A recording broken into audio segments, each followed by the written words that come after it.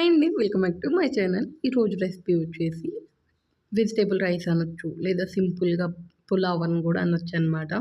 Vegetable rice అనైతే మా అమ్మ first నుంచి ఇట్లా చేసేదనమాట. ఎప్పుడు ఏం కూరగాయలు లేకపోయినా, లేదా మంచి కూల్ వెదర్ ఉన్నా వేడివేడిగా ఇలా చేసి సాంబార్ చేసి పెట్టేది మాకైతే. మా అమ్మ రెసిపీ అనుకోండి. యాజ్ ఇట్ ఈజ్ అంతే చేస్తాను. వచ్చేసేయండి రెసిపీలోకైతే వెళ్ళిపోదాం. ఇందులోకి వెజిటేబుల్స్, బీన్స్ వేసుకోవచ్చు, అన్నీ వేసుకోవచ్చు. కానీ నేను నా దగ్గర అవైలబుల్ ఉన్నాయి ఏస్తున్నాను.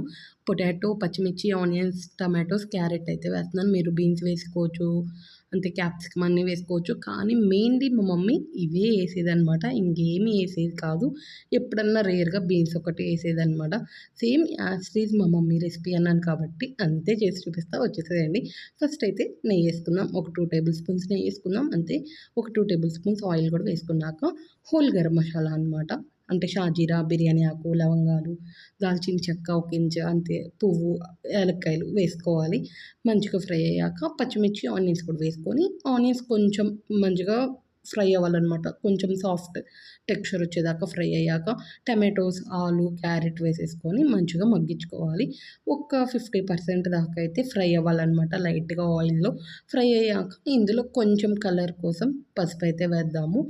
స్కిప్ అయినా చేసుకోవచ్చు. కాకపోతే పసుపు వేస్తే కొంచెం కలర్ అట్లా టెంప్టింగ్‌గా ఉంటుందనమాట పిల్లలకి మంచిగా.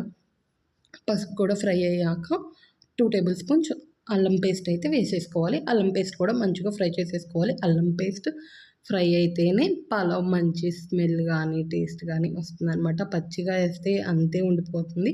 అందుకని మంచిగా ఫ్రై చేసేసుకోండి. ఇప్పుడు కొంచెం గరం మసాలా, ధనియాల పొడి వేసి మంచిగా ఇవి కూడా ఫ్రై చేసేసుకోవాలనమాట. ఇంతే సింపుల్‌గా. ఇందులో బిర్యానీ మసాలా కానీ, చికెన్ మసాలా కానీ ఏం అవసరం లేదనమాట. సింపుల్ అండ్ టేస్టీగా అయితే అయిపోతుంది. ప్రెషర్ కుక్కర్‌లో అయితే చేస్తున్నాను నేను. మీరు నార్మల్‌గా చేసుకోవాలన్నా చేసేసుకోవచ్చు అనమాట. ఇప్పుడు ధనియాల పొడి, గరం మసాలా కూడా కొంచెం లైట్‌గా ఫ్రై చేసేసుకున్నాక నేను 2 గ్లాసెస్ ఆఫ్ రైస్ తీసుకున్నాను. అందుకని 4 గ్లాసెస్ అయితే వాటర్ ఏస్తున్నాననమాట. మీరు మీ క్వాంటిటీకి తగ్గట్టు వాటర్ అయితే వేసేసుకోండి. వాటర్ ఏసాక మన టేస్ట్‌కి తగ్గట్టు సాల్ట్ కూడా వేసేసుకోవాలనమాట. సాల్ట్ వేసుకొని ఒక పొంగొచ్చాక మనం నానబెట్టుకున్న రైస్ అయితే వేసుకోవాలి. దీనికి మ్యాక్సిమం నార్మల్ రైసే టేస్ట్ చాలా బావుంటుంది. రెగ్యులర్‌గా చేసుకునేదానికి బాస్మతి రైస్ ఏం అవసరం లేదు. నార్మల్ రైస్ అయితే సరిపోతుంది. లేదు ఏమన్నా అకేషన్స్ అప్పుడు బాస్మతి రైస్ ఏసుకోవచ్చనమాట.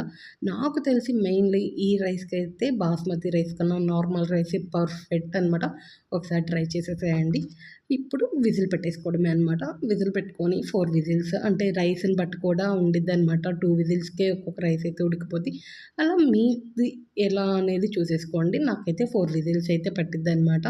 4 విజిల్స్ పెట్టాక చూసారు కదా! ఆ విజిల్ వచ్చినప్పుడు ఆ స్మెల్ టెంప్టింగ్‌గా చాలా బాగైతుందనమాట. ఒకసారి మీరు ఇలా ట్రై చేసేసేయండి. మనకి కొంచెం వేడి మీద తేమ ఉన్నట్టు ఉండిద్ది కానీ, చల్లారితే మాత్రం మంచి పలుగ్గా, టేస్టీగా చాలా బాగా ఉంటుందనమాట. వేడి వేడిగా సాంబార్ ఏసుకొని తిన్నా, రైతా ఏసుకొని తిన్నా, అసలు ఉట్టిది తిన్నా గానీ యమ్మీ టేస్టీతో అయితే చాలా బావుంటది. మా మమ్మీ రెసిపీ ఎలా అనిపించింది మీకు? కమెంట్ చేసేసేయండి.